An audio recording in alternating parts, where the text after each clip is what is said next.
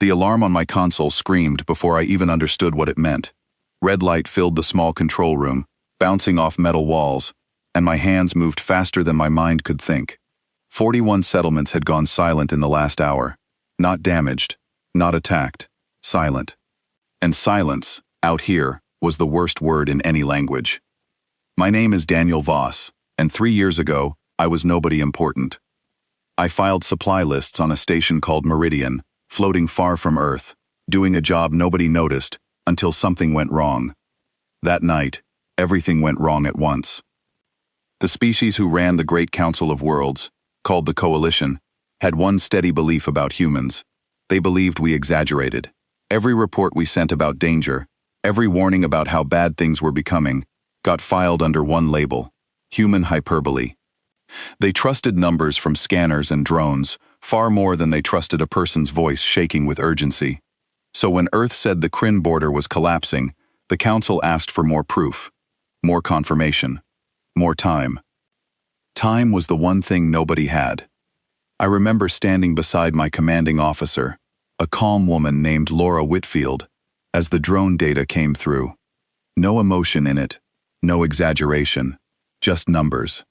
41 settlements. Population counts that used to represent families, children, elders, all reduced to a single line of cold text on a screen. The room went silent in a way that scared me more than the alarm had. Laura did not wait for permission. She opened a direct channel to Earth Command and said only 4 words: "Send everything we have." I did not understand yet how big those 4 words were. I understood an hour later, when my sister, a ground controller named Grace, sent me a short message from Earth. 2 words: "We are going." Not "request approved," not "awaiting authorization." We are going. While the Coalition Council argued about verification steps and proper procedure, Earth's fleets were already moving. Ships that should have taken weeks to prepare were in motion within hours. I remember watching the deployment list update in real time, ship after ship, crew after crew, all heading toward a border most of them had never even seen. I was ordered onto a transport 3 days later, assigned to a relief convoy following behind the main fleet. My job was still logistics, supplies, food, medical equipment, parts. I told myself I would only be moving crates, nothing more, and for a while, that felt true. Nothing prepared me for what we found when we reached the edge of Kryn territory. The convoy dropped out of transit into a sky filled with wreckage that used to be orbital platforms. Below us, a planet that had once held bright cities now showed only scattered lights, flickering weakly like candles in wind. My hands shook as I helped unload supply crates onto a landing platform crowded with exhausted engineers, both human and Kryn, working side by side without needing to share a full language. A Kryn engineer named Oren approached me while I worked. He spoke through a small translator device clipped to his collar, his voice coming out flat and mechanical, though his eyes carried something the machine could not translate. He asked me why humans had come before the council, even confirmed the emergency was real, why we risked ships and lives on numbers that had not yet been verified by proper channels. I thought about the question longer than I expected to, then I told him the truth. By the time numbers are confirmed, they stop being a warning. They become a record of what was lost. He did not answer right away. I do not think his people had a saying built for that idea. We did. We had many. Most of them about not waiting to throw a rope until someone has already gone under. The days that followed blurred together into constant motion. I helped move medical supplies to shelters built from repaired transport ships. I carried food crates to families who had lost their homes but not their determination. I watched human doctors and Kryn healers argue over treatment methods, then quietly combine their knowledge because neither side had time for pride. There was a woman named Elena Marsh, a pilot from the second relief wave, who flew supply runs between orbit and the surface, almost without rest. I asked her once how she kept going without sleep for so long. She told me sleep could wait, but a child waiting for food could not. I began to understand something during those weeks that no briefing document had ever explained to me. Humans did not rush toward danger because we were careless with truth. We rushed because we had learned, painfully, across our own history, that waiting for perfect certainty often meant waiting too long to matter. The Coalition Council, meanwhile, was still debating protocol from a chamber light, years away, untouched by the wreckage we walked through every day. Word reached us 3 weeks later that a formal hearing had been called. The council wanted answers. They wanted to know why Earth had deployed fleets without full authorization, why standard procedure had been ignored, and why Human Command had acted on what they still considered unverified claims. I was not in that chamber. I watched the broadcast from a crowded mess hall aboard a repair ship, sitting shoulder to shoulder with people who had spent the last month pulling survivors from collapsed shelters and repairing life support systems, held together with borrowed parts and stubborn hope. The Vex ambassador, a tall and composed figure named Selin Doran, stood to explain the council's delay. She spoke about protocol, about verified data standards, about the importance of accurate reporting before committing resources. Then Oren, the Kryn engineer I had spoken with weeks earlier, requested to speak. His voice, translated flat and even, carried more weight than any polished political statement.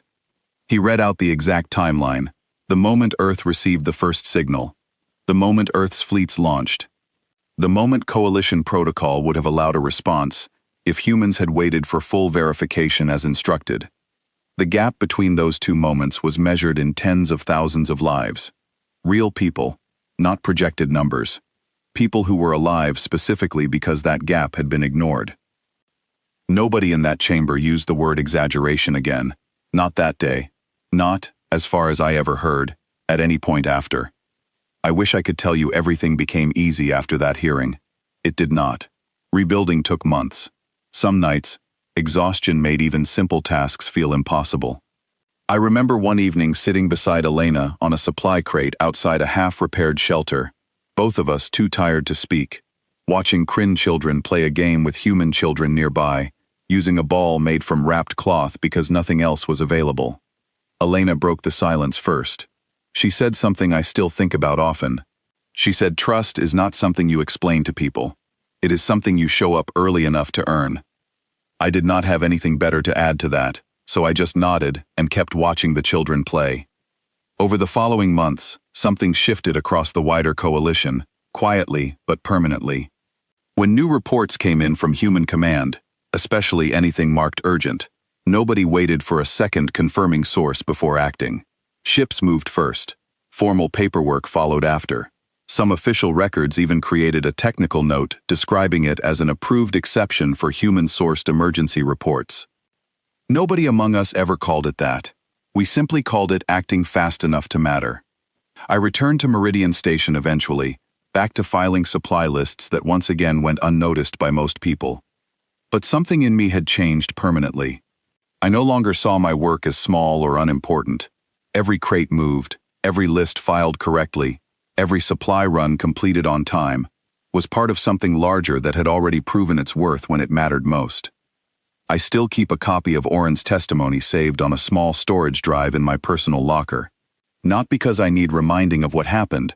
I remember it clearly enough without help.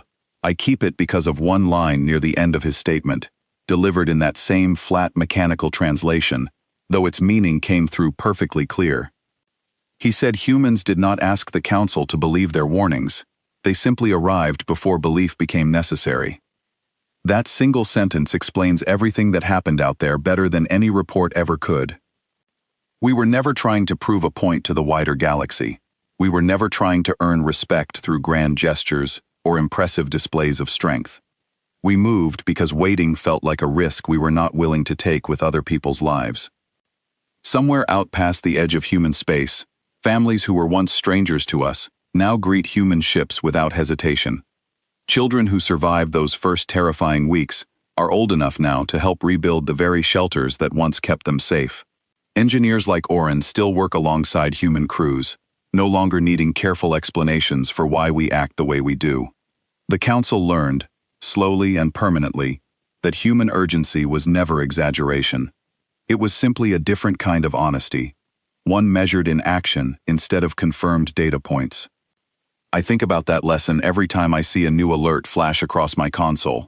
I do not wait anymore to see if the numbers get confirmed. Neither does anyone else who was out there with me. We already learned what waiting costs. And we decided, together, as a species scattered now across the stars, that we would rather move first and explain later than stay still and explain nothing at all to the people we failed to reach in time. That choice, more than any weapon or any fleet, is what finally made the wider galaxy understand who we really are.